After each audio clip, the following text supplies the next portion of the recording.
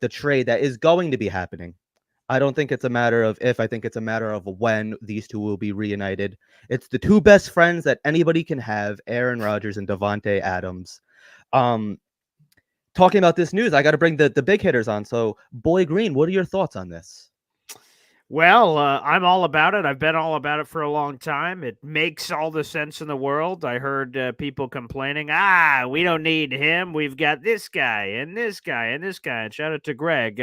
You know, there's been so many people that have said we don't need Devontae Adams. And I think if you've just watched this Jets offense through the first month of the season, I think we absolutely need Devontae Adams. We spoke up the high game of Garrett Wilson, and I was there. I took him in the first round of my fantasy draft, unquestioned. I felt so great about the pick. I slammed it down. We were live at a bar. I say the pick. I beat my chest, and I said, yeah, this is going to be a key piece of this championship team I'm about to have. Suckers, you guys made this biggest mistake of your life, letting them fall to me, losers. And I look like the idiot right now. So, Garrett Wilson has not been able to prove that he could be this superstar number one wide receiver.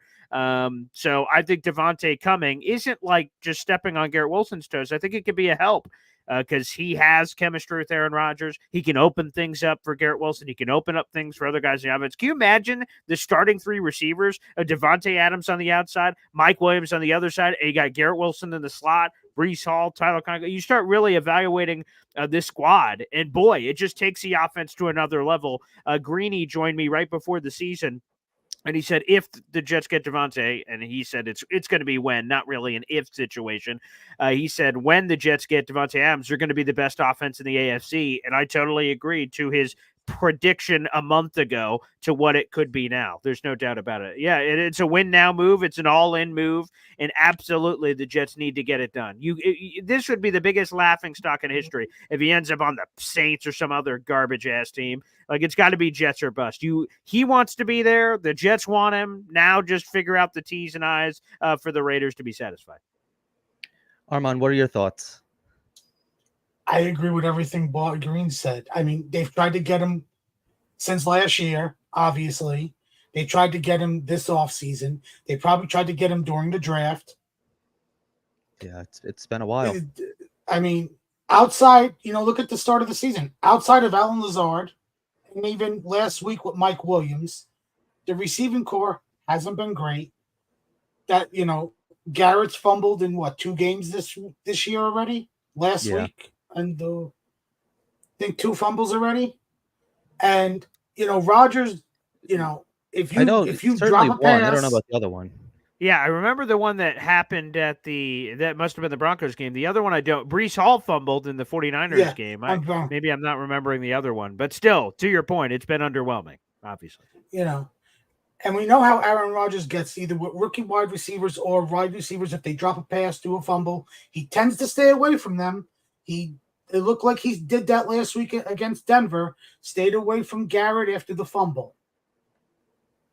Yeah, it's like one of those like uncharacteristic things, and I guess we could kind of touch on the Broncos game as little as I want to do it, actually, but I got invited onto somebody else's podcast Monday night, and like we were like doing like a little like film breakdown, and I'm like, what the hell did I do to deserve this? Like, this is the game that you want me to break down? It's like I saw it slamming beers, I saw it live, and like I knew it was garbage back then too, but it was like one of those like weird, like uncharacteristic things that you don't really ever see from Garrett too often. And then like, I don't know about you, Paul, I don't know about you, Armand, but like when you see something like that, you kind of just know, like, all right, we're in for like one of these crappy games, like, like the uncharacteristic things are happening. It's going to be like one of these like shit show kind of moments. At least like in my opinion, that's like the way I feel about it. Breece has been off to a really slow start. But do you guys get that same feeling that like after like his fumble that like things are just gonna start going wrong? To be honest, for me, it was the weather. I don't know. I may just be an idiot, and that is certainly possible in a lot of respects. But like, I hadn't heard about the weather the entire time, and then I had a fan on because we do the Boy Green Daily every morning, and I heard someone say, "Hey, man, weather could be a factor." I'm like, "Oh, let me check ESPN. They have like little AccuWeather thing." And I clicked it. I said, "Whoa, that's more rain than I thought." It was going to be there for like 12 o'clock. I was going to be there for 1 o'clock. Oh, okay. It's going to be there a little in the middle of the game. I didn't know it was supposed to be consistent the entire time. And I didn't even know it was supposed to be a factor at all. And good Lord, there's like a torrential downpour, which was like stunning. So I think the weather made me go, damn.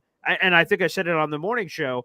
This is great news for the Broncos because they have Bo Nix. The Jets have Aaron Rodgers. If we played on a dome and it's a track meet, like it's way better for the Jets if the weather's perfect. It's like our team's better. They're more talented. We can run up and down the field. Our full playbook is available. When you're in a rain, nasty weather game, all of a sudden you're simplifying the playbook. You're doing simpler stuff. And that's where I'm like, oh, this plays to the Broncos' benefit. So to me, that was the red flag of a potential concern of, wow, I thought the Jets were going to blow the barn doors off the Broncos. Now I'm like, you're in one of these games, it's a lot closer. And obviously, as we've found out this season, anytime when, get things a lot closer, there's a chance anything can happen. And teams have been upsetting teams left and right.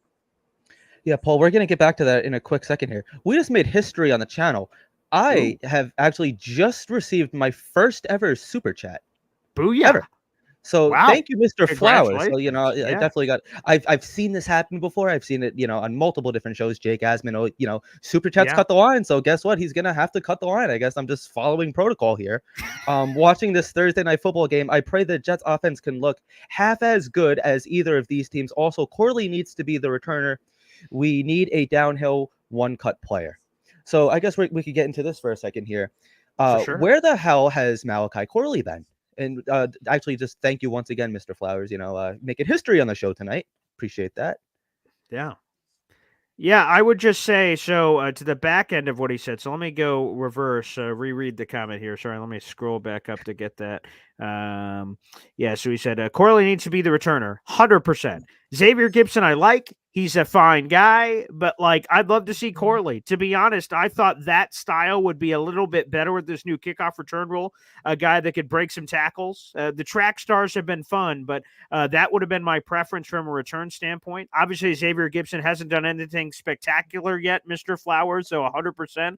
I'd prefer to see Malachi Corley back there. Why not, to be honest? What do you have to lose to give him an opportunity? Because if he can't get on the receiving field right now, or the offensive, if he can't get on the offense, he certainly ain't going to get on when Devontae Adams gets here. That's less reps to go around. So Malachi Corley's path to me is special teams. And then from there, hopefully it can work. I don't feel really encouraged. Nathaniel Hackett spoke to the media earlier today, and they're like, Malachi Corley, where is he? And he's like, eventually he's going to get his chance. Maybe it'll be sooner. Maybe it'll be later. He's here. He's in the building.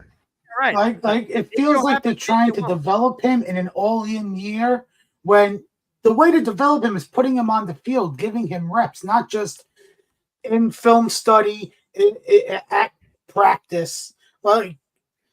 There's only so much he's going to grow in practice against our defense, against the Nichols or, a Stiggers, playing the fourth or fifth corner.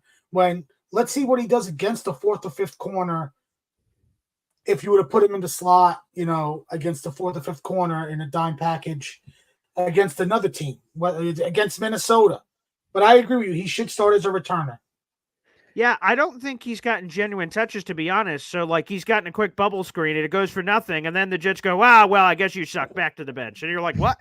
What were you expecting? A 90-yard touchdown if you didn't get it? You're like, what a loser. Get back on the bench.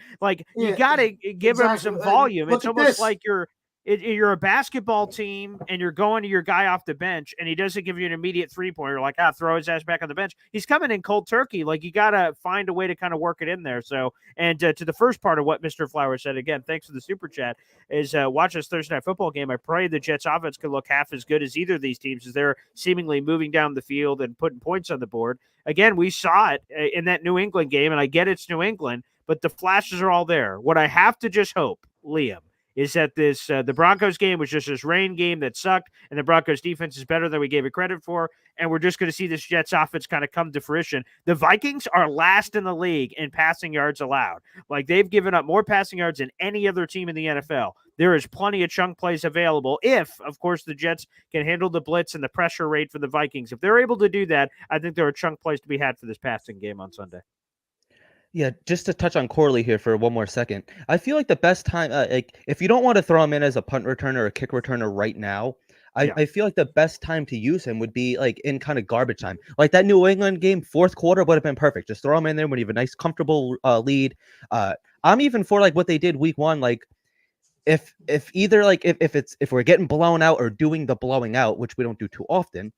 If it's not close by either side, take Rodgers out, take Garrett Wilson out, throw Tyrod Taylor in. Like just let some of these younger guys get the experience. I feel like because like we all said, there's nothing like live game action.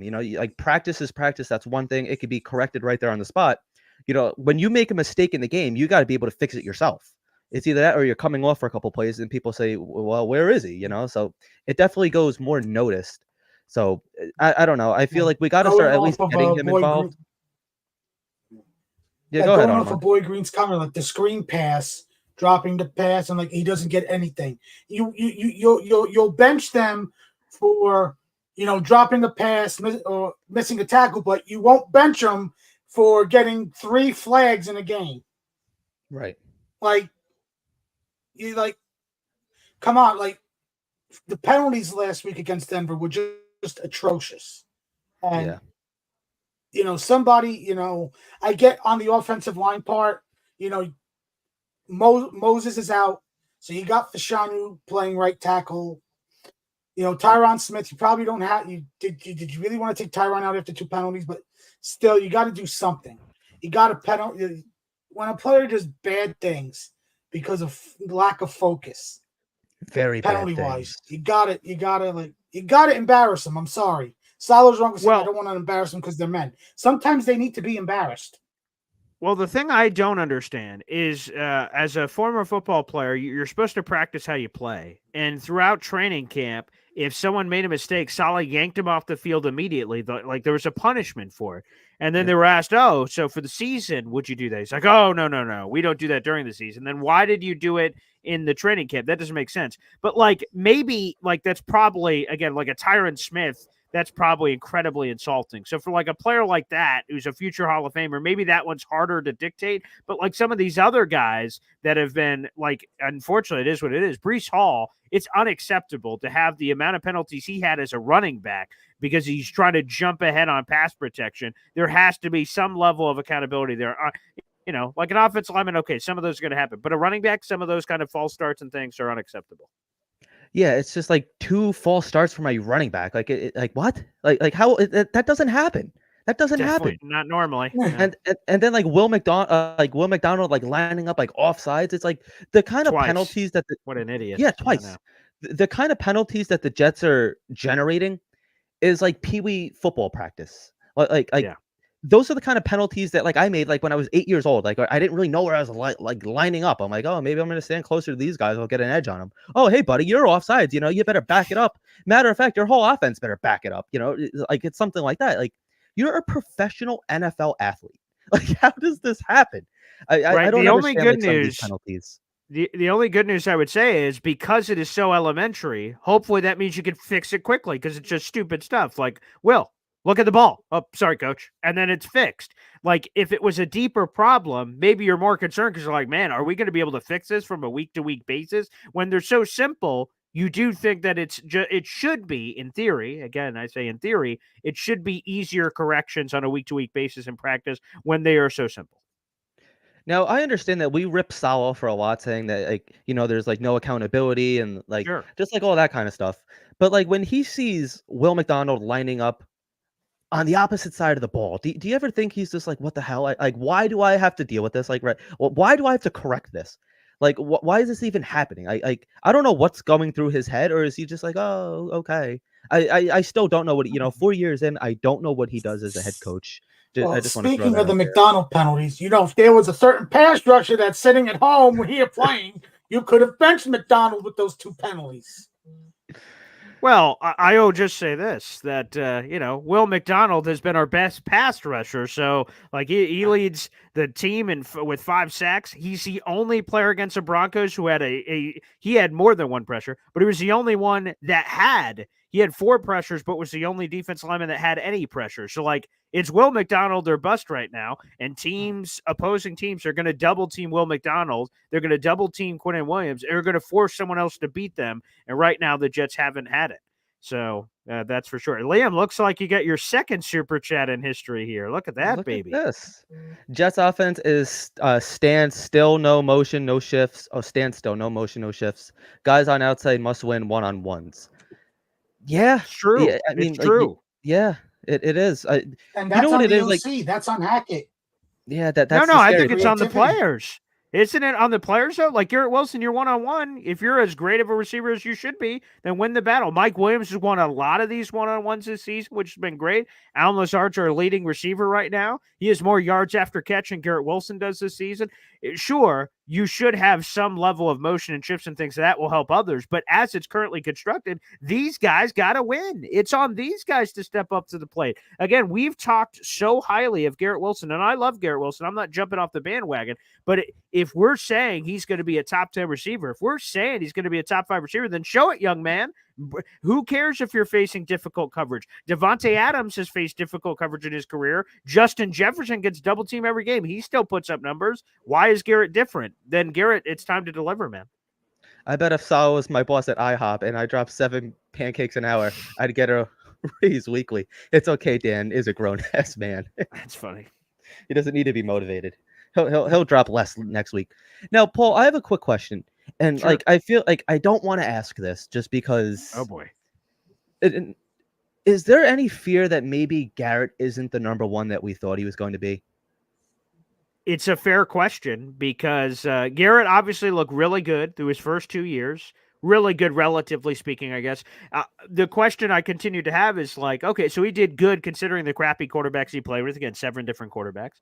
But the thing that I said throughout the offseason is the next step for Garrett, like all he needs is a quarterback. And all of a sudden he gets 1,300, 1,400, 1,500 plus yards. Does he get double-digit touchdowns? Garrett Wilson's been a player so far in his career who has been allergic to the end zone, relatively speaking. There is a fear, sure, that Garrett Wilson has to – what he needs to prove is that I'm sick of the excuses. Like we've gone through the first couple of weeks here, and people tell me, well, Paul, he's faced a tough corner. So we just pack our lunch pail and go home. Sorry, it's a tough matchup this week. Our receiver, our number one guy, the focal point of the offense, as Nathaniel Hackett said earlier today, of what they want to do is just MIA for the gameplay. He's just gone now. So for like a month, he's had 60 yards receiving or less. He's had 30 receiving yard games, 20, 50, 60. Like, no, if he's going to be this guy, it's time for him to take a step up and make some things happen. So it's a fair question, Liam. It's an uncomfortable question, but he has to step up to the plate and make noise, and he's got to prove it. Now, maybe again, the arrival of Devontae Adams opens things up, but let's see what he does. Because Devontae, what's today? Thursday night. So it's about to be Friday. Like, Devontae ain't going to be here for this London game. So can Garrett have a game where he's going to have some opportunities, like I said, against his holy Vikings defense? That will be kind of interesting to me, but it's a fair question to ask because he has not delivered so far. Yeah, and that's what and like either way, if Garrett Wilson, for whatever reason, is your number 2, and I imagine once Devontae Adams comes here, he will be demoted to the number 2.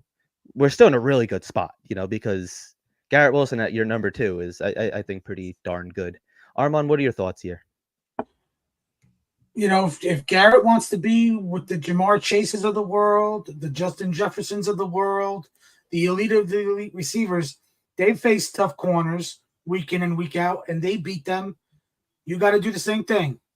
Mike Evans, an elite receiver, facing A.J. Terrell tonight. I'm trying to look up his stats for the game. While Armand does that, we got some Boy Green lyrics in here. Oh.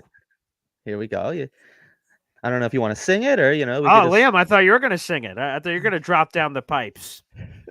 I wanted to give you the honors, but if you want me to, I could. But yeah, sure, Liam. Lay it on us. Yeah. Right, here we go, superstar. Let's go.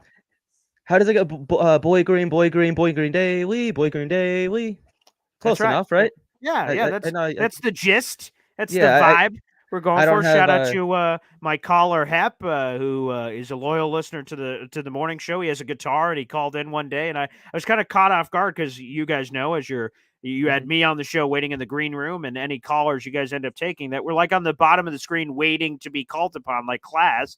And you could kind of see down. I saw a guitar, and I was kind of like thrown off because I'd never seen Hep have a guitar or any musical instrument in my life. So I was like, "Oh, this is going to be a journey." Click, and then all of a sudden it went crazy. So yeah, it was awesome.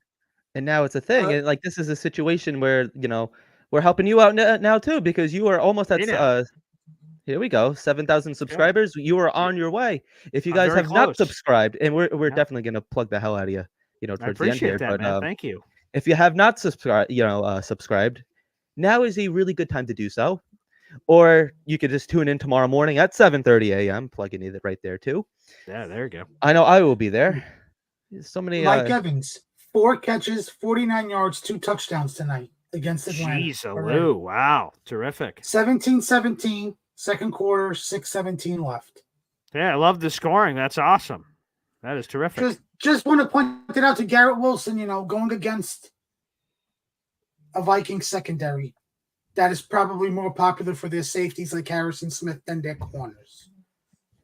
Wow. I hope we get this high-scoring game. This is awesome. What a great start to Week 5. Hopefully it could translate to Sunday morning. So as we transition into that a little bit, the New York Jets are going back to London. Robert Saleh says that he's learned plenty from going there a couple of times, such as things like his sleep schedule. Great education there, great learning experience on how to sleep in London. Paul, what are your thoughts on this matchup coming up? The undefeated Sam Darnold and the Minnesota Vikings taking on the 2-2, partially struggling at times New York Jets. Yeah, it brings me back. I go to 2008. It's not as dramatic as the example I'm going to bring up, but this is the thought that came through my head. The Vikings are being crowned. If you look around NFL power rankings around the country, they've been called the number 1 team in the NFL, and for good reason. They're 4-0.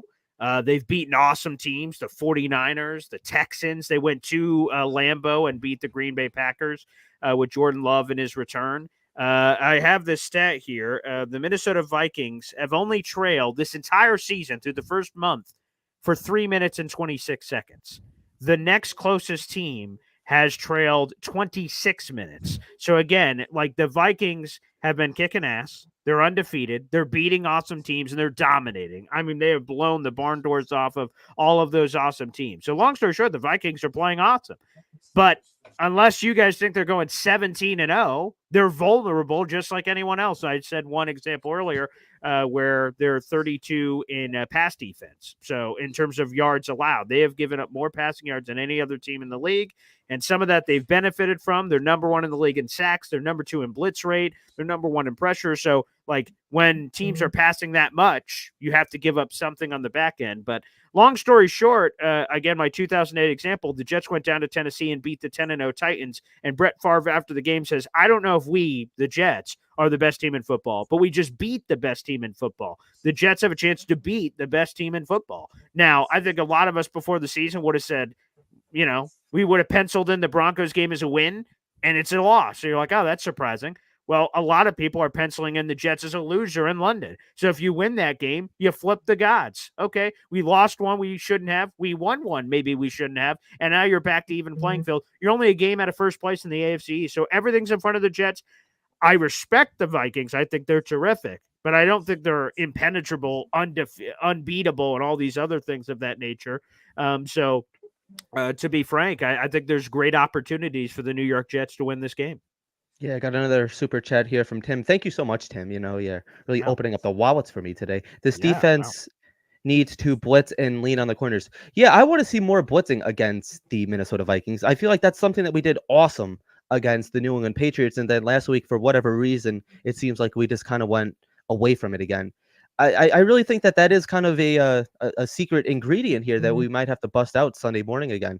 And it almost feels like maybe last Sunday was our trap game. Maybe the New York Jets have finally gotten to a position where we fell victim to a trap game. Whatever, it is what it is. It sucks, but it's done and over with. We have a chance to finally. We're really like a Sunday morning game, a foreign game is a primetime game. It's the only game on TV right now. Sunday morning, so whether you're watching at church or, whether you're skipping church or whatever the situation is, whatever you're doing on your Sunday mornings, hopefully you have your Boy Green Coffee Club in hand as you're drinking your coffee. Yeah. Yeah. There you go. So, I love all the plugs. That's terrific. yeah. So, but odds are you will be watching that Jet game, whether you're a Jet fan or not. It's something that we have to get back to. And now I feel like I guess Armand, I'll ask you this real quick. Do you feel like the New York Jets can actually set up the Minnesota Vikings for a trap game? A team that's undefeated, like Paul just said, blowing out all these big teams, and they only trailed for 3 minutes this whole season. Do you feel like maybe just traveling on the road, maybe they got some of that jet lag? Do you feel like maybe the Jets can have a trap game against the Minnesota Vikings? Absolutely, because everybody's pumping up Minnesota like, they have they're playing well. They're playing like a whole squad. Like they're not being carried by one player. I mean, let's give credit to Sam for playing well with the amount of weapons he has around him, from Aaron Jones to Jordan Addison. On the offensive side of the ball, Justin Jefferson. They don't have Hawkinson back yet. The tight end. Yep. Sam stepped up for them when they lost JJ McCarthy. I don't know what the Vikings would be offensively if McCarthy was the starting quarterback, didn't get hurt, because I would assume he would have been the starter and Sam would have been the backup. Yep. But yeah, I think the Jets are prime because while they're not in Minnesota and they're not here, they are in foreign land. They are away from interstate New Jersey, New York noise. They are away from everything. They're probably reading it on social media, but they are far away from it in another country where they can get business and take care of business and make it a trap game for Minnesota. Hey, by the way, I think we got another super chat here from Tim too. I'm like losing track of these. The quarterback savant offense. I don't know if we got to that one yet either. Oh no, I missed one. Thank you, Okay. Paul. Yeah, I know they're all coming in like crazy. Yeah, thank you, Tim. Let's see. Yeah, they run the quarterback savant offense. Rodgers is going to diagnose D.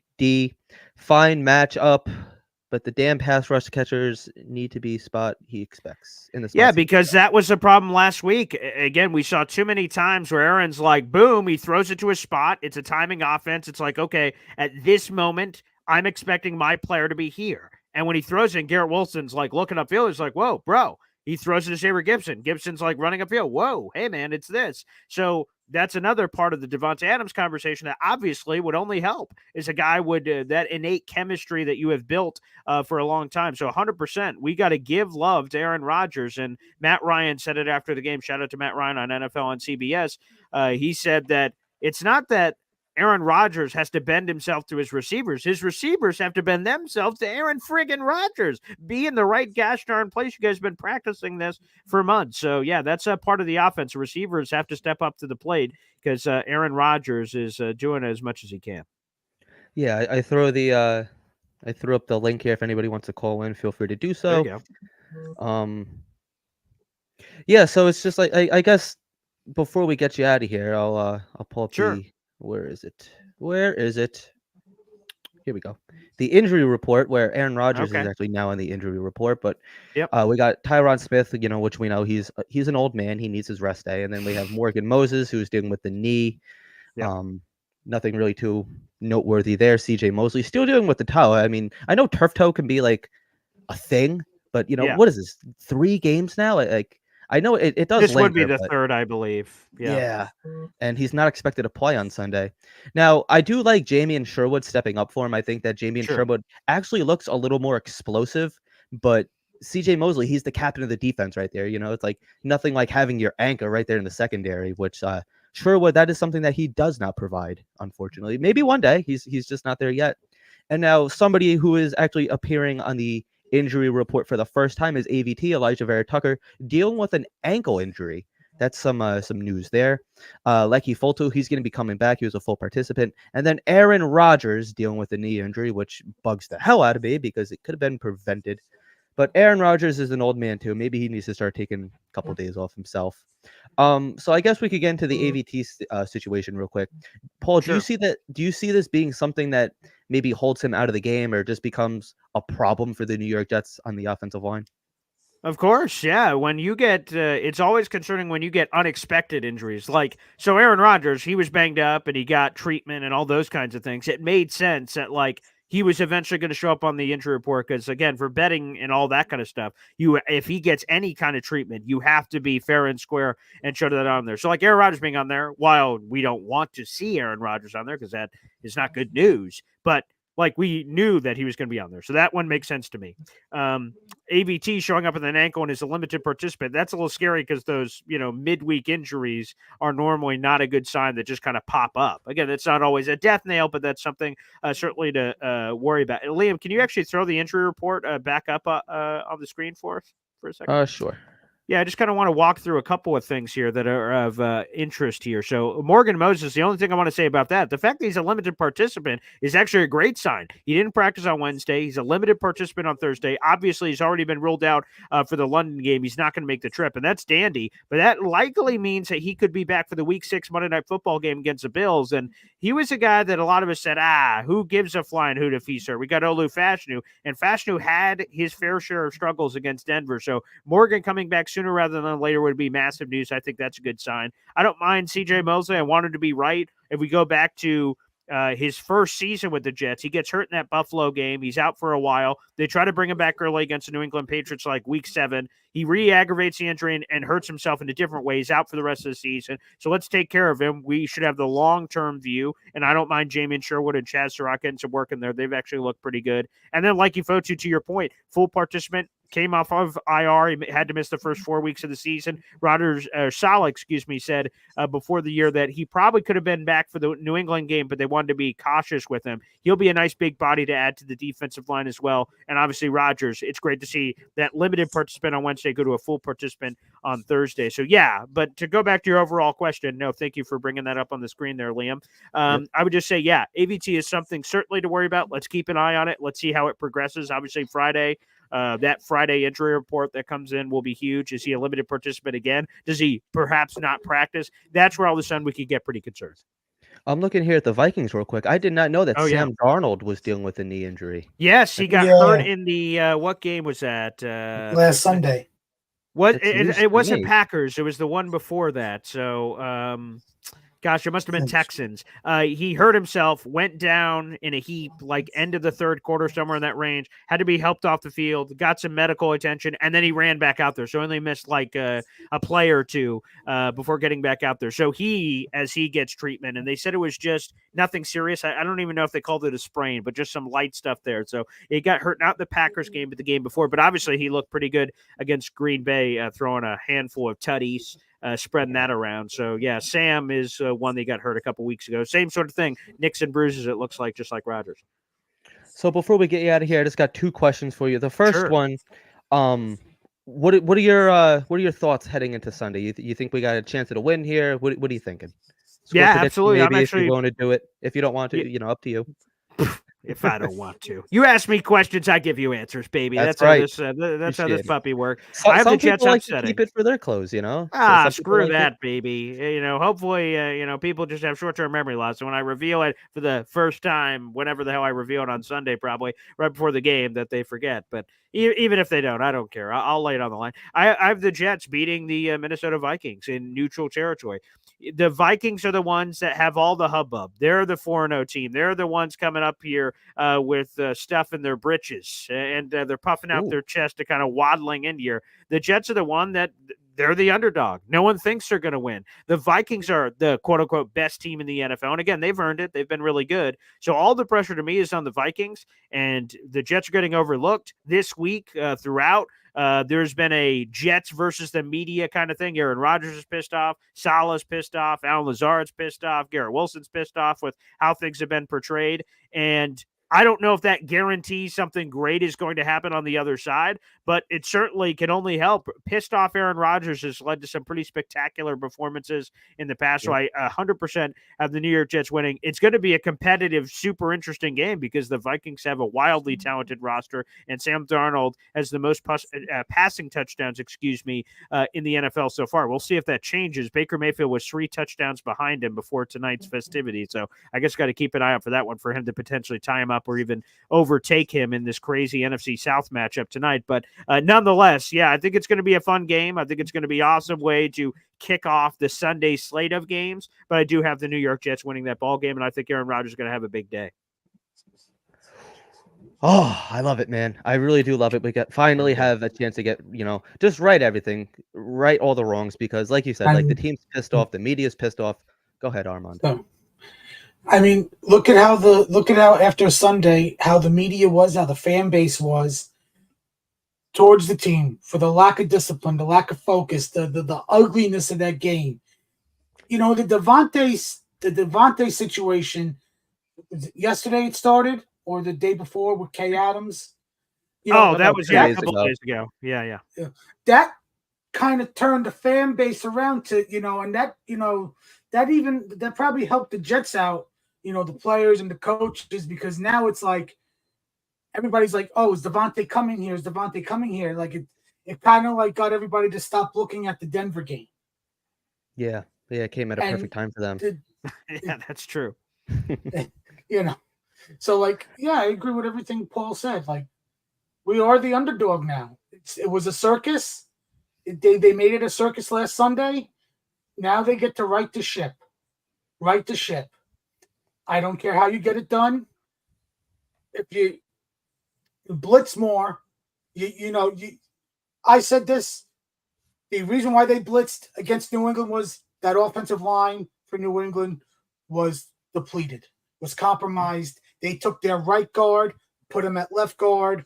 They had, their left tackle wasn't playing. They had a new person at right guard. You can't always wait for teams to be depleted on the offensive line or on the offensive side of the ball to, so you got to blitz against when teams are healthy, when they have their starting offensive line out there. I'm a little nervous, to be honest. So blitzing against New England, I was all for it. Jacoby Brissett sucks. They're just going to try to run the ball 1,000 times. Denver sucks. I would have blitzed them even more than the Jets actually did. Bo Nix was compromised as a passer. I'm a little fearful of Sam Darnold because he's been awesome against a blitz. Shout out to Michael Nania of Jets X Factor. When Sam Darnold's been blitzed this season, that's 5+ pass rushers. He's completed 18 of 20 passes for 335 yards, 4 touchdowns, no picks. He leads the NFL in completion percentage, passer rating, yards per attempt, success rate, and EPA per dropback when blitzed. That is number 1 in all of those categories. So Sam Darnold facing the blitz kind of scares me a little bit. But again, you might have to and have no choice. If Will McDonald's getting double teamed, who else is creating a one-on-one pass rush? You may be forced to blitz if you don't like it, but it does scare me a little bit heading in. Paul, would you agree with me with this? With Fotu coming back, they should absolutely, because I didn't get this last week. Leonard Taylor being inactive when he was active the week before. I need to see Fotu and him, Leonard Taylor, active this week. They will be big help against the run, because what you could do is those two, you could put those two in the line and have Quinnen on the outside, because they're starting to use Quinnen on the edge. Yep. You have to have somebody, like maybe you have a line of Quinnen on one edge, maybe even put Kinlaw on the other edge instead of Will McDonald with Fotu and Leonard Taylor. I get Leonard's a rookie, but give it a try with Fotu and Leonard Taylor. It's probably the 2 run stoppers on this defensive line. Yeah, it's funny you say that because the explanation from Jets experts, quote unquote, is the reason that Leonard Taylor III was inactive against the Broncos is because they said that they wanted more run stuffing and they felt Leonard Taylor was a pass rusher instead of a run stuffer. That was the explanation from experts when the inactive list came out. I said, oh, interesting. So that's what they explained it as. They actually explained it as the opposite, believe it or not, last week. Now, last question I have for you. Yes, sir.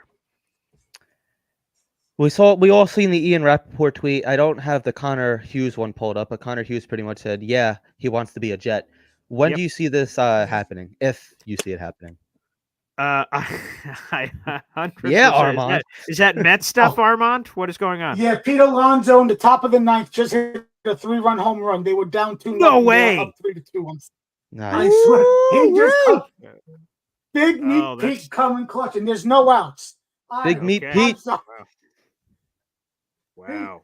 All right. Just to My throw this radio out, partner. Paul, Yeah, my radio partner's a big Mets fan, so he appreciates that. Yeah, Pete Alonso had been sucking, and I was seeing a lot of tweets about Pete Alonso on there, so that's awesome. Just to give you the stat, I told Liam this earlier before we started the show.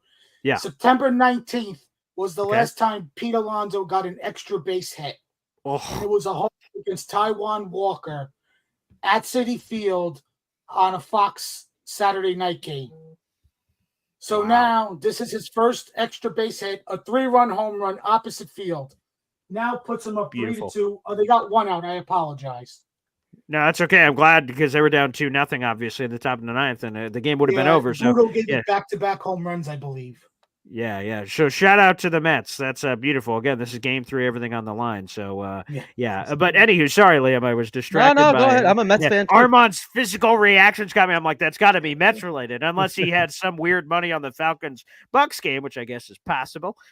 All us gambling freaks. I do, but I'm not watching that game. My friend's actually texting me who's a Bucks fan. Yeah. You know. Or he's watching the Vince McMahon documentary and something juicy came up that he was waiting I'm for, halfway through that actually. So I watched it. I watched it last Saturday. I binged the whole 6 episodes. Oh wow, good for you. I think I have 2 or 3 episodes left, so I gotta finish that off. It's been very fascinating so far. Yeah. Anywho, Liam, I'll answer your question now. I keep delaying it and stalling left and right. Yeah, I do think this trade's going to happen. The Jets are the clear team here. Other teams that have been brought up as possibilities, I think you can poke holes. Like Saints, okay, the Derek Carr thing makes sense. They have $3 million in cap space. That makes no sense. So Saints eliminated. Buffalo Bills, they've got no money. How in God's green earth are they going to fit it? That's why they traded Stephon Diggs in the first place, was because they wanted to eventually get the money off the books. They're actually paying him more money to be not on the team than they would have paid him if he was on the team. Bills, that's right. They took the big cap hit this year. 100%. So Bills, wipe them off the list. So then we're Cowboys.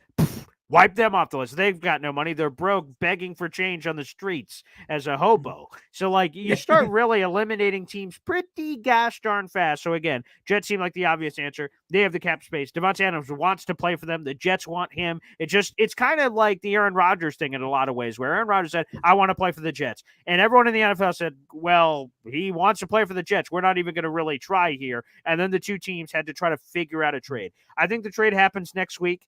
The Jets are in London. Obviously, they just traveled / are in mid-travel as we speak, going over to the London game, although the time zone throws me off. So they've either landed or they're mid-trip still. I haven't been paying attention to the hours of it. So, but anywho, long story short, Devontae Adams was not going to play in this London game anyway, too short of a turnaround. So to me, I think it happens next week. I think they hammer out the details. I think it's going to be like a mid-round pick. Maybe it's a 3rd and a 5th, like Braylon Edwards way back in the day for people that remember that trade. Maybe it's a 3 and a 5. Maybe it's just a 3. Maybe it's a 4. Maybe it's a 5. It's going to be somewhere in there. I don't think it's a 2nd unless the Jets are bidding against themselves. I don't see what other team is going to pay that premium. Maybe. Yeah, right. Maybe in that case, right? They eat a ton of. That's a fair point, Armand. That the Raiders eat a ton of the money. Jets go, I'll take that for a 2nd round pick. Thank you very much. So maybe there's a path for that. So I guess I can't completely rule it out, but I think it happens next week.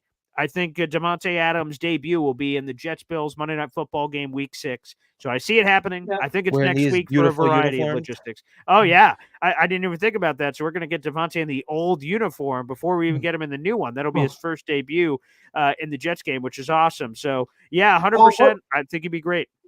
What receiver do you see being off the roster for the Devontae situation? Like, do you see them maybe sending – I'll just use this guy as an example.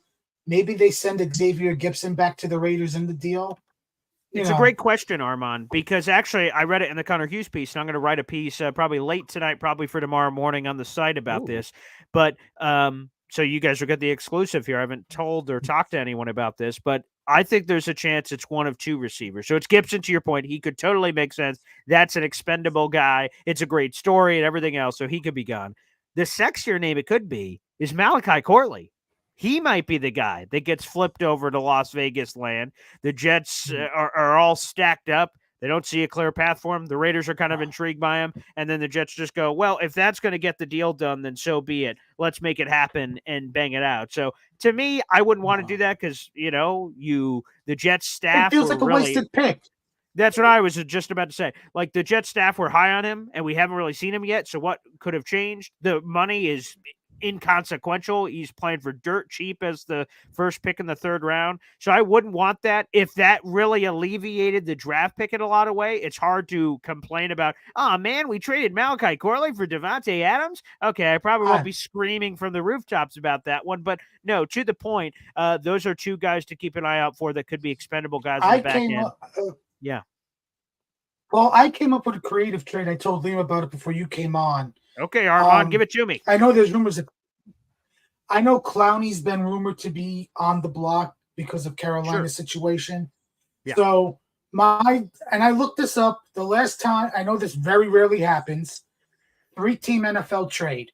The last deal that happened, 3-team deal, was Eric Dickerson from the Rams to the Colts. The Bills were involved. The Bills got a while ago. Yeah. So the team I'm looking at to be the third team involved is the Dallas Cowboys because Micah Parsons is hurt and DeMarcus Lawrence is out for 4 weeks. He's been put on IR. Yeah. Dallas gets Hassan Reddick. Okay. We send out Reddick. The Jets get Devontae. And then Vegas would get a draft pick from us and a draft pick from Dallas. Basically, they get 2 picks. Whether they're 2/3, a third from us and a third from Dallas. I'm just looking at situations like where maybe they get rid of Reddick, and because the Jets say, you know what, we get rid of Reddick, we bring in Devontae, and let's talk to Carolina about Clowney. Maybe there's another team that has a pass rusher. Maybe it's not a sizzle name pass rusher, but it's just another body here that's going to be able to play, Yeah, I would say normally the way you were starting that, I'm like, oh, Armand, don't go down this road. Like, I love Jadeveon Clowney, and he would be a good piece on his own right, but like, I thought you were going to have them in place of Dallas, where you're like, oh, Carolina takes us on Reddick. I'm like, why in God's green earth would they take? No. I'm just. But I only put them because the. You make all the sense in the world. The Cowboys, they think they're in the middle of everything. They think they're hot and heavy. So, of course, they would potentially be interested in Hassan because you line him and Micah up when he finally gets healthy.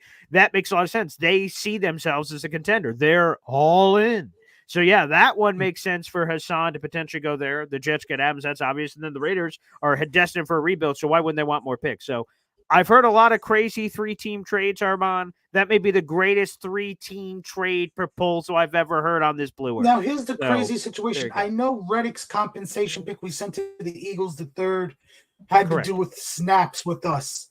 If he had those snaps with and sacks, okay. Yeah. So here's just to lay it out on the line. It's a 2026, not 2025. Not that you said it, just to clarify for everybody else. So it's not next year's draft. It's a year after. It's 2026. It's a conditional third. It becomes a second if Hassan Reddick were to meet both of these elements that I'm about to say. At least 10 sacks, if not more, and appears in 67.5% of the snap percentage in terms of playing time on defense. But I think I know your question before you even ask it, and it's, Paul, if Hassan Reddick was traded to Mars and he accomplished both of those things on Mars, would that pick elevate? And I believe no, that pick would not elevate. Okay. It would be dead immediately. So as soon as he's traded, he no longer could meet those qualifications for the Jets. I don't believe the Jets would be responsible for that on another team. That doesn't seem to make any sense. So I believe it would just be null and void. And basically you could say a third rounder's going to Philly now. Now it's guaranteed. I think that's where we'd be at. Okay. Yeah. Wow. Good question, though. I like it. Thank you, Paul. All right. So from it kind of makes sense. Like if Dallas didn't lose Lawrence and Parsons, because they're both out this Sunday against Pittsburgh.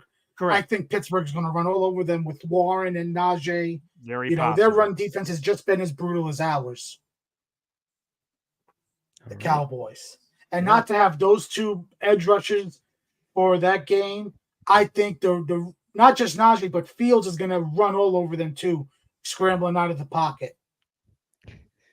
I like this. It's just could we include Salah in a trade? I like that. But Paul, thank you so much for your time. I know I told you 15 to 30 minutes, and here we are 53 minutes later. Hey, That's what man, it's happens a when we talk. historic Yeah. super chat show left and right. How else could we possibly have reacted? Yeah. So thank you for playing some overtime with us. It's been a blast. Sure. So Paul, everybody knows you, but for Oh, wow. whatever reason, if you're new to Jets or whatever the situation is, if you just for somehow haven't interacted or come across Boy Green's content, where can people find you? Yeah, I try to keep it simple. It is at BoyGreen25. That is BOY, green the color, GREEN 25. There's my jersey number playing high school football. That is everywhere. So it's Facebook, it's Twitter, it's Instagram, it's youtube.com/ at BoyGreen25. That's my YouTube channel. I'm live every single day for Boy Green Daily. It's a 7:30 in the morning show. It's about an hour long now, where half of it is me yelling or having a guest on, and another half of opening up the phone lines to people. And yeah, we try to have guests. We try to have Jets conversations. It's a great Jets community. So thank you so much for all the plugs. That's great. Great. We could exchange our royalty checks for that, for my overtime and your shameless promotions of me on this show. Absolutely. But yeah, it's terrific. I love it. I love doing the show. It's awesome. The community's been really cool. So it's been an absolute pleasure. Thank you, Paul. All right, everybody. Boy Green, I will be checking it out tomorrow. Yeah, definitely go subscribe to his channel if you haven't done so already. He is very close to 7,000 subscribers, so get him over that hump. Get him to 7,000 subscribers. And if you're not a member, please join the Boy Green Coffee Club because quick glass comment, actually. So without even thinking about it, I just did the guns. Did I just get a 15-yard penalty for that? No, that's green flags over here, Paul. There's no yellow flag penalties. We're not. I didn't even think about that. That was by default. I just did that, and I went, "Holy shit! Did I just get a penalty?" I mean, we're just at the end zone. We were about to score, and I just. By did the way, did I back us up at a field goal range? Got flagged for that type of situation. Yeah, go figure. Jacksonville, I think it was Brian Thomas, also got flagged Sunday as well for a similar type of thing. Drake London got a little more aggressive with his a couple weeks ago. He had like a shotgun Uzi to the crowd. I was like, whoa, okay, that seems a little aggressive. But, for me, the little pew-pew, I don't even know. But anywho, God bless everybody. Thanks for having me on the show. All right. There it is, everybody. Boy Green. Right now we're going to bring on two wonderful guests. So I did open up the phone lines if anybody wants to come on. We got Afram and we got Tim from Fishland. Hello, gentlemen. Welcome to the Jazz Afterburners. How you guys doing? What's up, guys? Good. How you guys doing? Hi, Tim. Hi, Afram. Hello, Tim. Hello, Afram. So I want to let you guys know, when you guys watch that game on Sunday, if we don't have Rodgers, we don't have a chance in that game. Okay? The whole team didn't show up. All right? Offensively. Offensive line, the wide receivers got their head up their ass. All right? The Jets run a very simplistic offense. It's the same thing that Peyton Manning ran, same thing Tom Brady ran, almost the same thing that Drew Brees ran. Okay, line them up. My guy's going to beat your guy. Okay, and the issue is when you got your head up your ass and you're not in accord and not in the spot that the quarterback throws the ball and the offensive line's not blocking, guess what? Listen, when it all comes down to it, I don't want to see my 40-year-old quarterback getting hit 15 times. No, I don't blame you. All right, that shit pissed me off so bad because they could have hurt him. They really could have hurt him. Well, they did. I mean, not severely to the point where, but yeah, I was really disappointed. I was really disappointed in the offensive line for that, but I'm tired of this shit where they can't run block. Yeah. Okay, they should be able to run block. All right, run blocking is a lot easier than trying to block somebody in pass protection at 300 plus pounds. Okay, so that's a huge flag to me that drives me nuts right now. Like, where's the run game at? All right, use Braylon Allen more. I don't know what Brees is doing trying to dance back there. I really don't. But I will tell you this, guys, it's going to get better. All right, this was an outlier, I hope. it's all about coaches and discipline. I think they got 10 days off and they decided to lay an egg. I hope I'm right here. But the Jets need to look at the game tape from the Houston Vikings game, especially on the Houston defensive side, because Houston runs the same defense that we do. And we need to not do what Houston did against the Vikings, because the Vikings put up like 28 points on their ass or something, 31 points. Okay. Our defense for the last 2 years has been, the strength has been the D-line. Hasn't been against the run, and I'll tell you why. Because we're undersized, and the 2-3 techs aren't doing their job. Now, Quinnen is, obviously, because he's eating up 2 or 3 guys. But the second guy, so the whole job on run fits in a 4-3 like we run, or the wide 9, is those D tackles are supposed to eat up 2 offensive linemen or a tight, you know what I mean? 2 blockers each. That way, the other linebacker gets a blocker, so that's 5 offensive linemen, and then you got 2 linebackers running free to make the tackle. Okay? When that doesn't happen and guys want to, just like the San Francisco, play hero ball and not be in their run fits, that's what you get on week 1. All right, and this has been a problem with Salah's defense since he's been here, is our run defense. What the Jets need to do on Sunday is they got to come out like they did against the Patriots, especially on offense. The only way we have a chance, go Matt. The only way we have a chance on Sunday is if they come out up tempo, get up on them early, and allow the defense to pin their ears back and start going after Sam. All right, but they got to lean on those corners. All right, we have the best. What was it? I think I saw the stat today. I guess the Jets are second in pass defense. Okay, lean on your freaking corners. Go look up at some Rex tape. Yeah.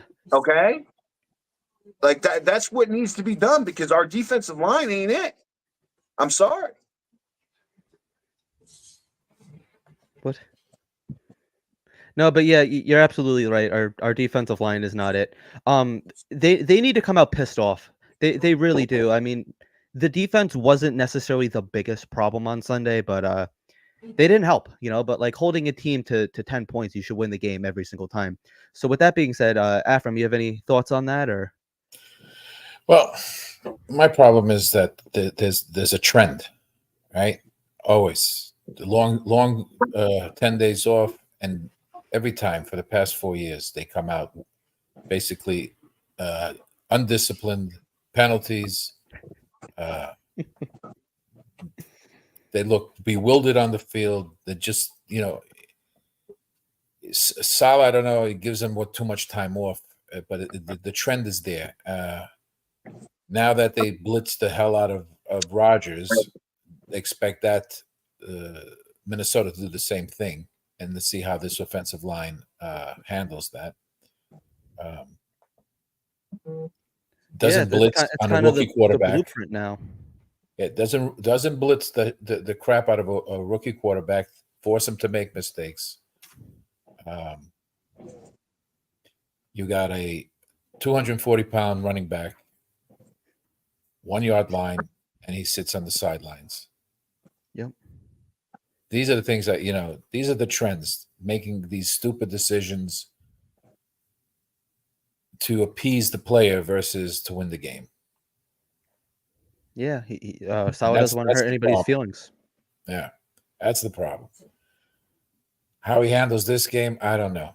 I mean, I would be selective blitzing, because you got to blitz in order to. You got to blitz sometimes, but you got to be careful also. Because I understand that, but if they like to show the blitz a lot at the line, but then they drop off. You got to blitz for them to think that's coming. Yeah, or to confuse them in some sort of way. They need to do like Rex. Rex blitzed and relied on his corners to handle the receivers. Yeah. And especially now that like CJ's out, I think we could all agree that he has maybe lost his step. He's getting a little bit older. He's getting a little bit slower. While he's out and you CJ have kind of reminds Sherwood me of in, Bart Scott yeah, right now. yeah, yep, in a good way. But now that you have somebody that's younger and quicker, you have Sherwood and you have Quincy Williams. Now's the time to be blitzing. I mean, like, not saying that CJ can't do it. He's still a phenomenal athlete, but just maybe he's not the fastest guy on the team right now. So you want to get your fast guys definitely blitzing, and now might be the perfect time to do so while he's out with the injury. Well, with Fatu back, let's see if they can plug the holes and stop this run, because they seem to give up yardage in every game. Oh, that's on Him run and Taylor fits. That's should on the be deep active tackles for taking up Sunday. on double teams. Him and Taylor should be active. They should be our 2 defensive tackles. Well, Fotu and Kindle are starting, and then And that's the thing. He just puts the same guys there. It's like a loyalty thing instead of putting guys, changing it up. You got to change it up. If it's not happening, if it's not working, change it up. And he just doesn't do it. And this is what bothers me with him. This is 4 years. I have no faith he's going to do it on Sunday. I mean, like, Yeah. if you want to be honest, like we all see it, we all agree, we all know, like, kind of know what's better at this point. But at the same time, like no You offense hope to he's gonna anyone, make the we're right kind of just decisions, wasting our but time talking about this in a sense because like he's not going to do it. Listen, I gave him the benefit of the doubt because he really didn't have a quarterback, right? And the defense was playing well. But even now, you have a Hall of Fame quarterback, and you're still making the same mistakes. Mm-hmm. You got to understand something about football. One thing is that if you can't get pressure within 5 seconds on a 4-man rush, it's not going to work well because it's not. Never corners does. can only. I don't give a fuck if you got the best corners in football, both sides, all three. Okay, they can only cover for so long. All right, they can only cover for so long before that receiver finds an opening or runs past them or gets leverage on them or this and that. And the D line the last 2 years has been our strength. All right, the biggest mistake they made was trading away JFM. All right, he was a huge, big time run defender for us. All right, and I just watch it and I'm like, just blitz, blitz, blitz. You know what I mean? Like, because we got these corners, man. Use them. All right, stop playing this stupid zone shit. Man them up.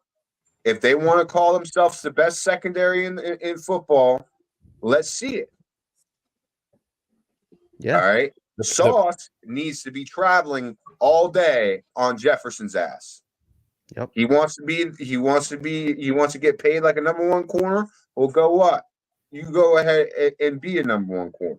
All right. That's the one issue I got with Sauce is he's afraid to come up and make a tackle. Revis had no problem doing that. See, my biggest so much more physical than Sauce. That and then like also like the biggest difference is the interceptions. I mean, like we don't really even sometimes notice that Sauce is out there because like he's covering his guy. Like fine, like just go cover somebody, take them out of the game. But like he's just not somebody that's gonna get those interceptions for whatever reason. Well, like that he has chances too. But that pass with Ridley against the Titans. Yeah. What are you doing? Yep. You see him looking for the ball. Turn your fucking head. Yep. Yeah, he wasn't even turned around. No, I know. All right. Play the ball. All right. That was the one thing that made Revis so elite is that he would play the receiver, but as soon as he knew the ball was up, he was up tracking that ball. All right. Because you got just as much right to that ball as that wide receiver is as long as you're looking at it. When you're not looking at it, that's when flags come out. Yeah. No, you're absolutely right here. So, I'm just worried that Salah's. It's he likes to stick to his system, and regardless, very stubborn. To that effect, I mean, the adjustments sometimes come too late. It's just the trust isn't there anymore. Well, no, the biggest problem with Salah's defense is the run. It has been since he's been here. Yeah. Last year, we didn't have an offense, and this is why I say the Jets got to get up on people. to prevent people from trying to run the ball downhill on us. Well, they had Al Woods last season. He did a good job. They had some guys there, and they let them both go. Who was the other guy? Well, Al got hurt. He's had the Achilles injury. That's why he's still on the free agent market. Yeah, he's also a lot older. He's 36 years old. He's my age. He's 36. See, and like you make a good point with Salah. My issue with Salah is our defense doesn't create turnovers. That's another thing that drives me nuts. And you have to blitz to do that. You have to throw different coverages out, blitz. You can't just sit there and play.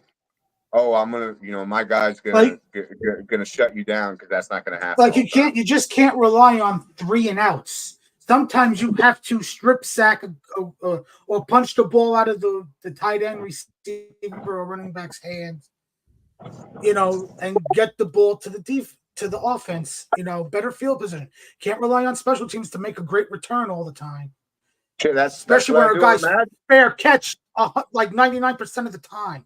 They're all Braxton Berrios back there. Paul plays me many times on Madden. When it's 3rd or 4th down, I'm coming with the heat, because I'm not going to give you time to throw it. You see what I mean? Like that's my thing. I'm not going to give you time. Like I want that ball back at that point. He needs to mix it up and fool them. He's got to fool the offense. He's got to not, make it like they know what's coming to them.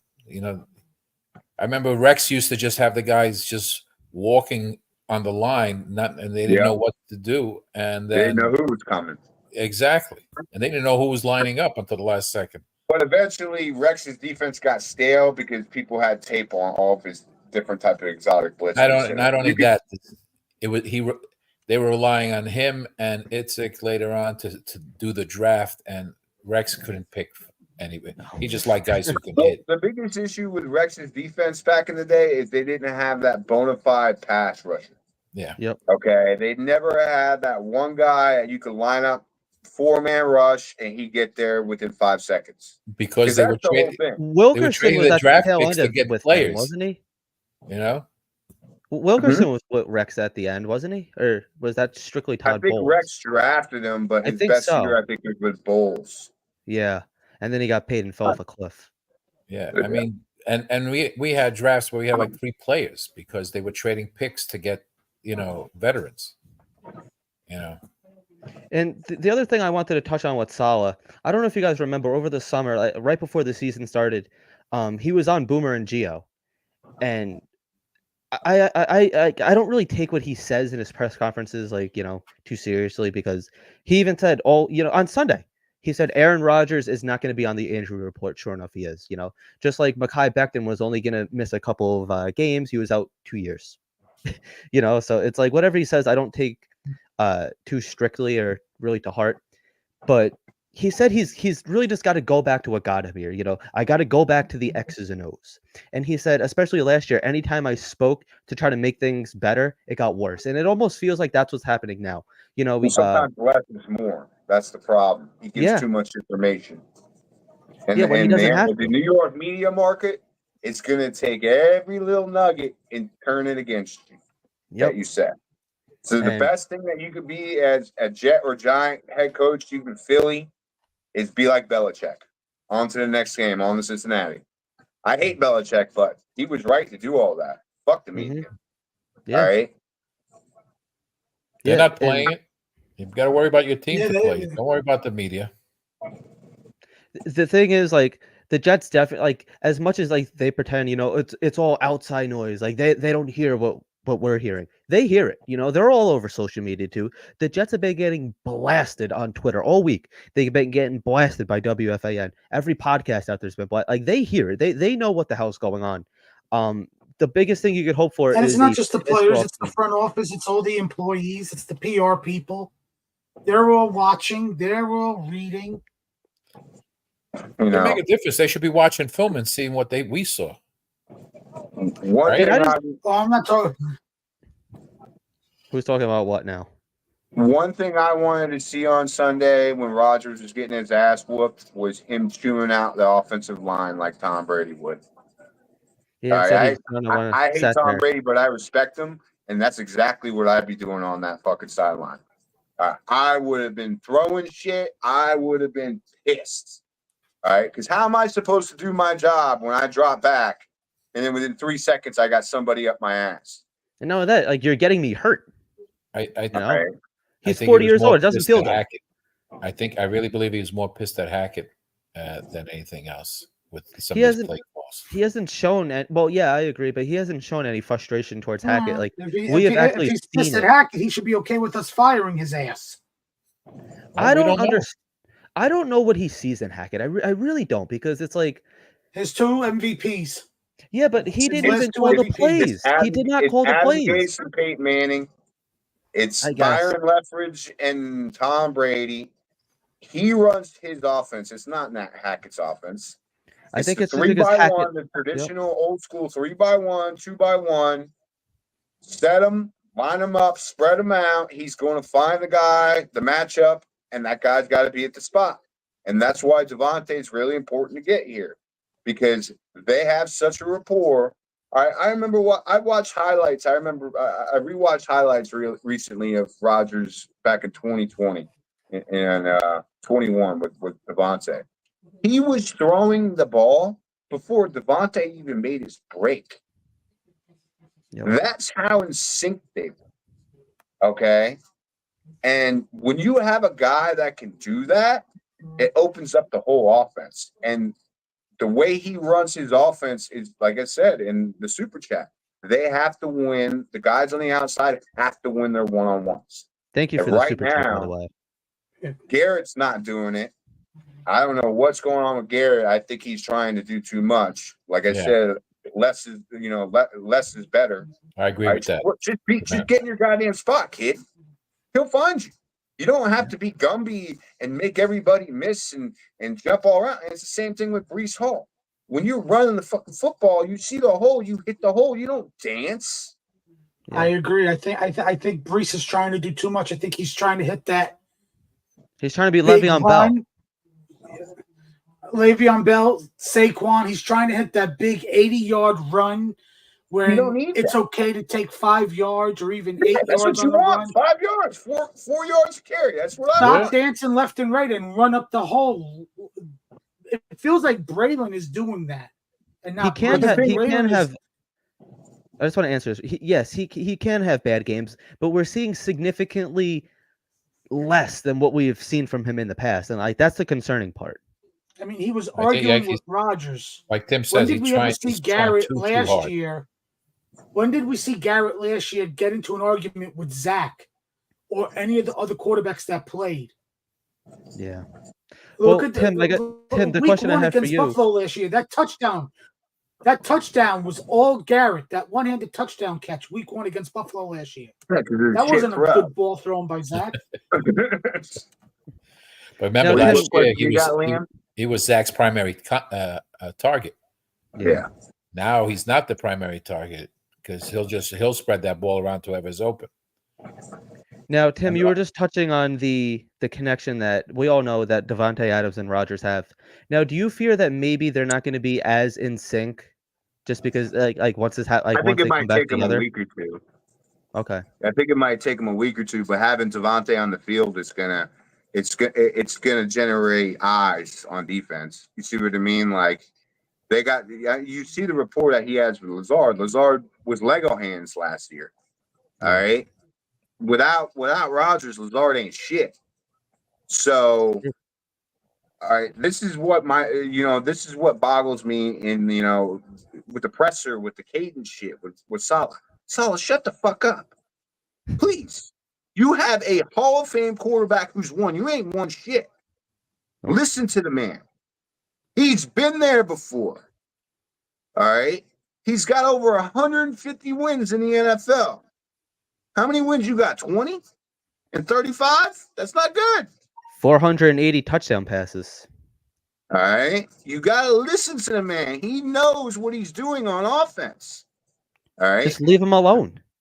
And to be honest with you, I really think this was an outlier game. I just think the offensive line didn't show up, or Denver's defense just had a great plan. It's either or, but, I was really impressed the first 3 weeks with the offensive line and their pass protection on him. I was All right, too. compared to the last couple of years, all of a sudden it looked like Zach Wilson was back there on Sunday. They And were that blitzing. cannot happen. They were blitzing, and they didn't do anything to adjust to it. That's as simple as that. Well, that's the thing is you got to attack the blitz. So Yeah. you have to block it up. That's number one. But you also, when the blitz is coming, that's where you throw the ball wherever it's coming. And did you see That's that the happening? weak side of the blitz. Did you see that happening much? No, I didn't No. because Well, wide who- receivers weren't at where the hell they were. You Who saw made that pass who that didn't he make threw the to adjustments? Lazard, but you saw that pass that he threw to Lazard where he was getting hit when he threw it. Yeah. And he hit Lazard right in stride. Yeah. All right. No. That's There's something no- that you would see with Devontae. Yeah, there's no question his accuracy and all that. It was just they didn't make the adjustments, and he took the brunt of it. Unfortunately, I'm sure. But now the I'm offensive sure line, that's why he got mad at Hackett, because there was Listen, no what- adjustments made. when it all comes down to it, Rodgers shouldn't be dropping back 40 times and throwing. No. He's 40 years old. I need a running game behind him. Well, Brees needs to Alright. step it up too. Or who? I don't give a fuck who it is. Whoever, if it's what Davis, whoever's got the hot legs, feed him the ball. Okay, there's an old Oh, his saying army that, nickname back in high school, Hot Legs. Common sense. there's an old saying like whoever's got a hot hand, you keep giving it to him. You don't take it away and give it to somebody else. Yep. You can't All worry right. about stats. The only stat No. you got to worry about is It's a team wins. game. This isn't fantasy football. Yeah. All right. With that being said, I guess Tim, I'll give you the question. Do you and when do you see this Devontae Adams trade going through? I'd say Monday. Monday, okay. Yeah, I think Monday. I'll But the say thing is, so- too, you got to I'll say understand, Sunday though, night. Yeah. I heard Schefter say today, he's still recovering from an actual hamstring. So why are you going to trade for him and pay $1 million a week for a guy that can't play? Yeah. You see what I mean? Wait till he's healthy, then trade for him. Make the Raiders eat that shit. Yep. Well, we don't know. Let's see what happens. We don't know what.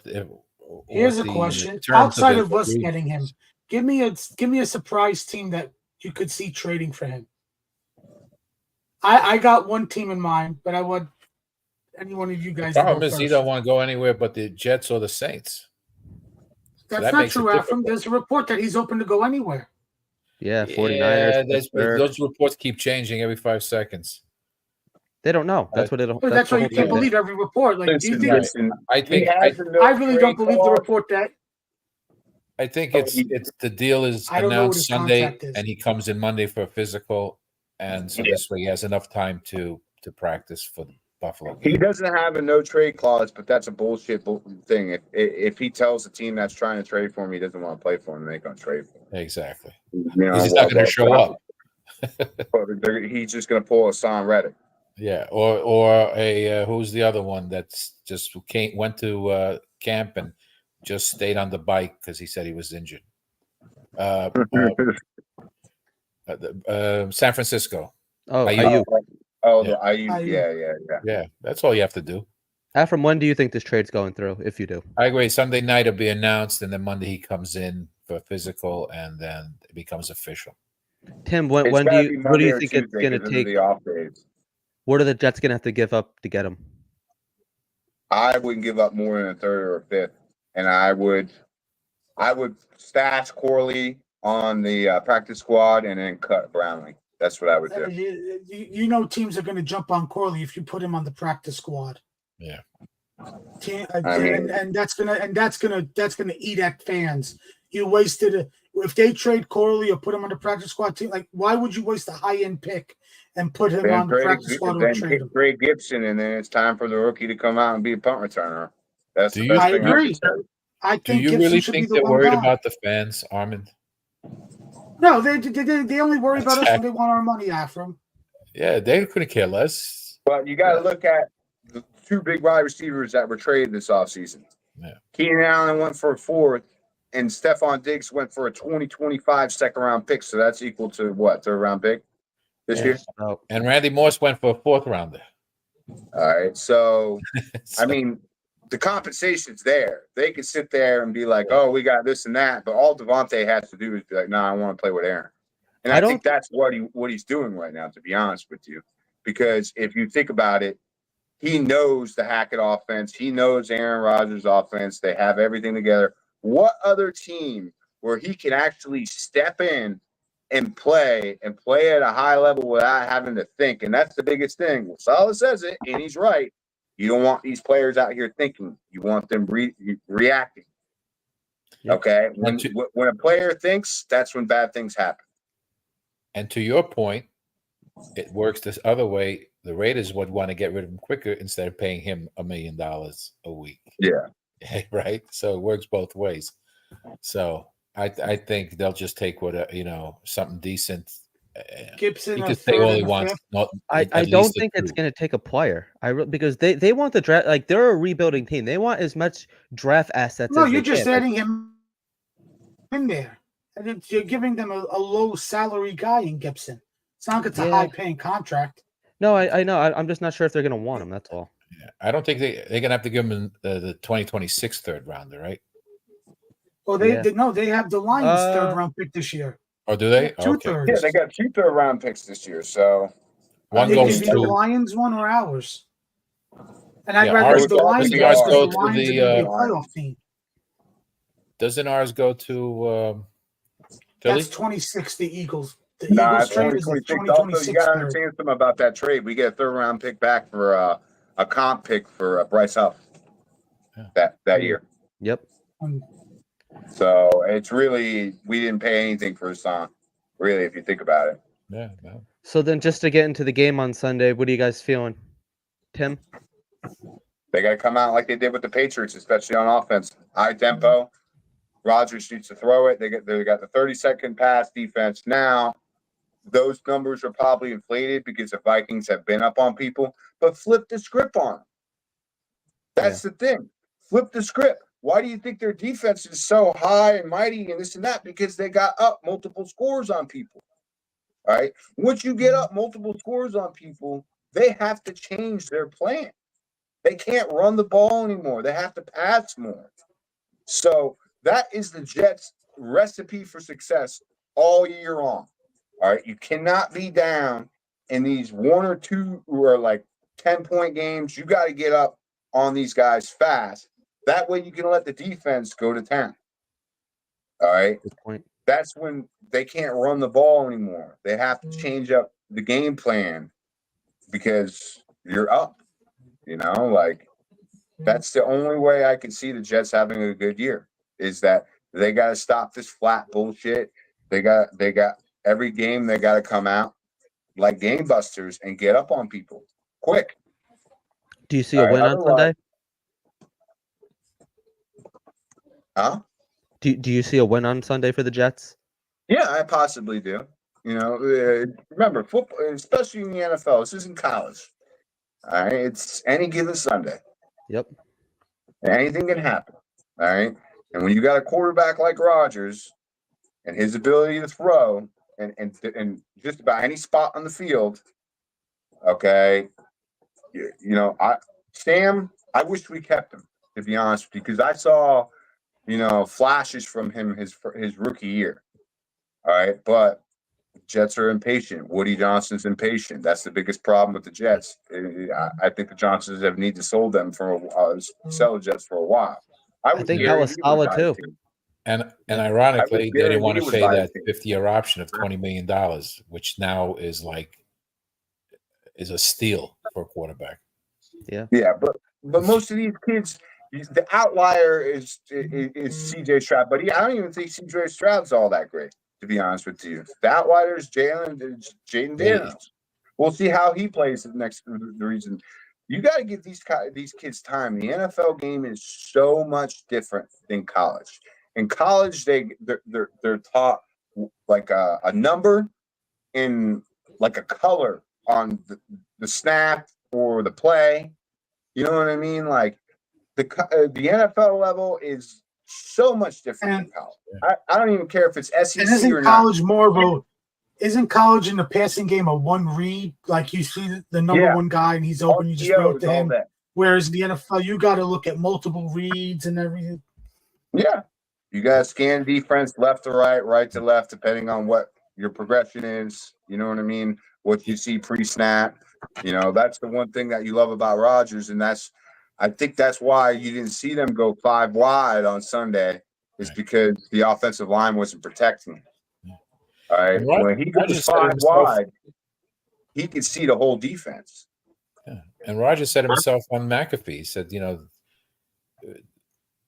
it's best for these guys, these young kids, to sit and learn for a few years before throwing them into the fire. Yeah. Because then you ruin their confidence. Yeah. All right. You're looking at Caleb Williams. Look at Caleb Williams. He's running around like Zach Wilson 2.0 out there. Yeah, kid shot already. Yeah. And then look at like somebody like a Jordan Love. You know, it's like such a seamless transition into quarterback to quarterback to quarterback. He stepped back and learned. Yep. He said this 2 weeks ago. The game in the NFL is won in the pocket. You must be able to throw in the pocket. Now, you might have a couple throws where you have to break outside and do the off-schedule thing, but that's like 10% of the game. It's not 50%. Like you're running around like a freaking kid with a chicken with your head cut off back there. And then you back up. The more and more you back up, when you're drop backing, you're just allowing the DN just to tee off on your ass because you got to step up into that pocket. That's what's going to give the tackle leverage. All right. I used to see this all the time with Zach Wilson. He would keep back up, and he's just giving the sack to the DN. Step up, kid. All right. You got to allow your tackle to regain that leverage. You can't grab him. So, Afram, what are you thinking for Sunday? You think the Jets could finally get a win here? Or? Right now, my confidence level is very low. Okay. So, but anything could happen. They broke my friend Afram. They broke you. No, it's not that. It's just I just don't see the you know the trend with this coach is just. We'll see how they come out. Well, that's the thing. They need to always be in the lead. They can't be falling behind. Yeah, you'll know. I mean, they can fall behind by a score, and Rodgers can get them back. Yeah. Listen, my faith is all on Aaron Rodgers. Yeah. All right. We have never had a quarterback like this before. We need to listen to the man. I don't care if you got a political bias against him or anything like that. He's one of the few quarterback savants. Okay. And if you look at it with Peyton Manning when he went to Denver, especially recently with Tampa and Tom Brady, Tampa was 5-5 before they went on the run and won the Super Bowl.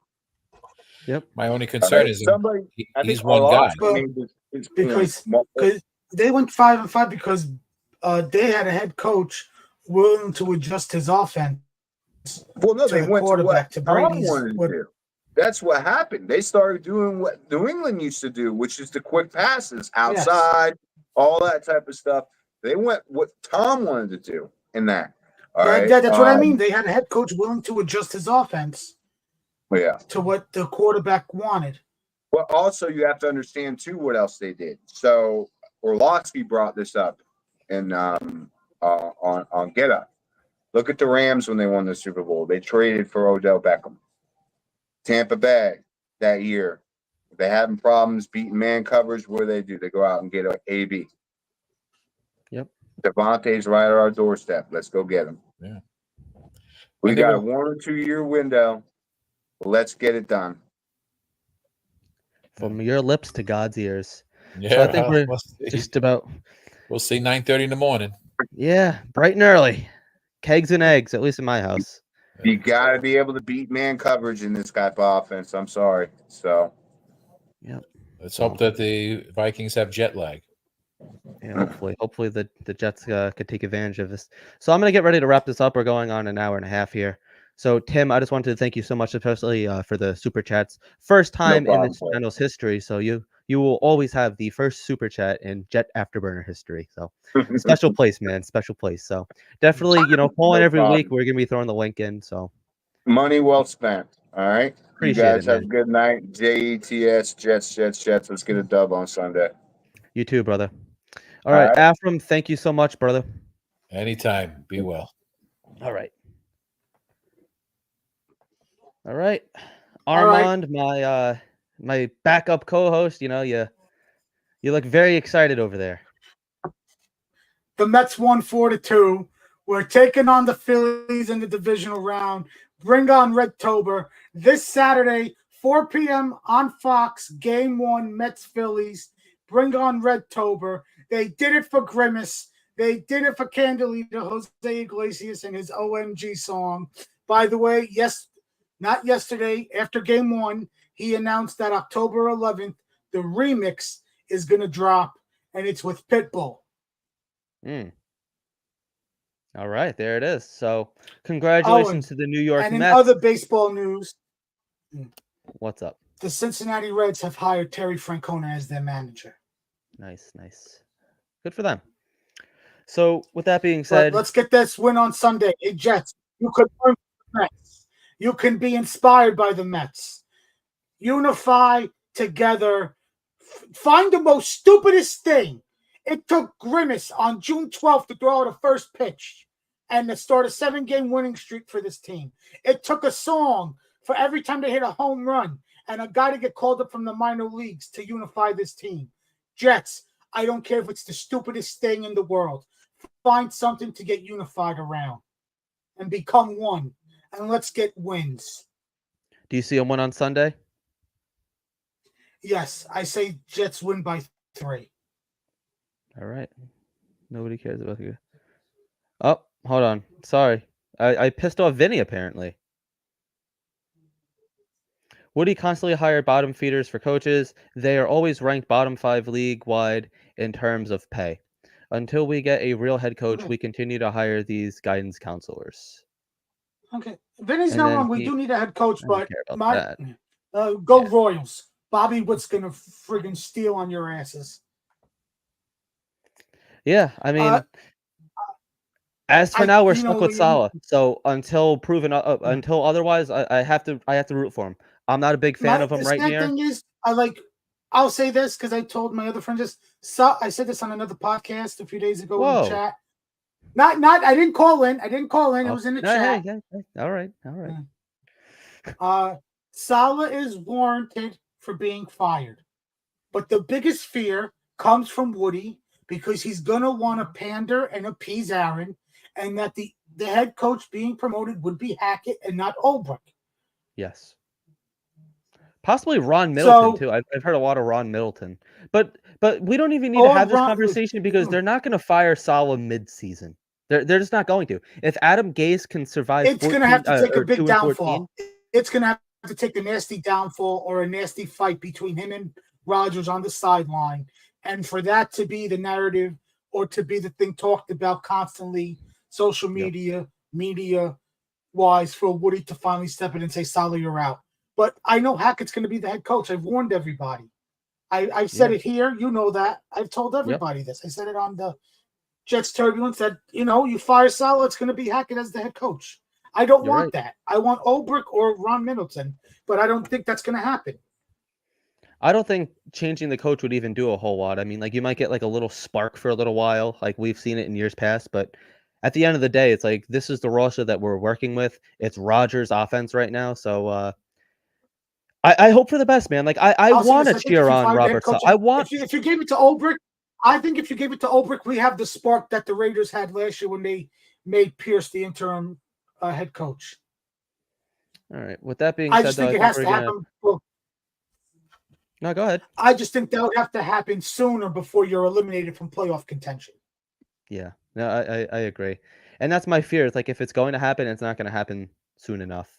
But until proven otherwise, he is our head coach.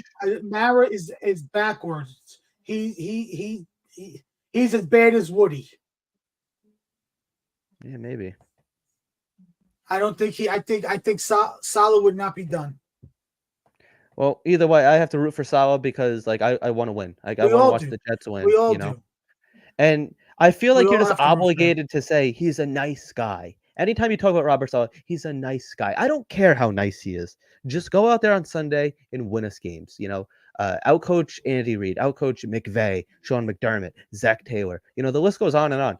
or at least be competitive with them, but it's the way that we lose that really just pisses us all off.